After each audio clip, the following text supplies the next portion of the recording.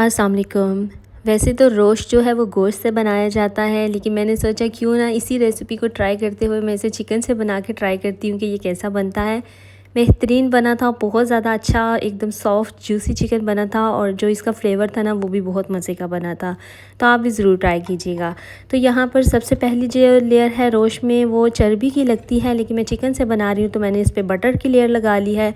सबसे पहले मक्खन रखे हैं, उसके बाद 2 ब्रेस्ट पीस लिए हैं मैंने, पूरे पीस ही इस तरीके से रख दिए थे।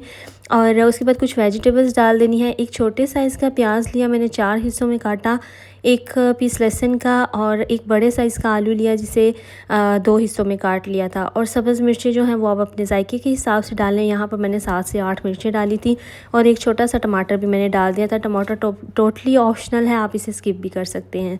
हाफ़ टी स्पून नमक का डाला, नमक भी आप हस्बे जायका डालें। और पानी अब आपने इतना डालना है कि जिसके अंदर जो हमारा गोश्त है ना वो अच्छे से गल जाना चाहिए और थोड़ा सा शोरबा भी अंदर होना चाहिए।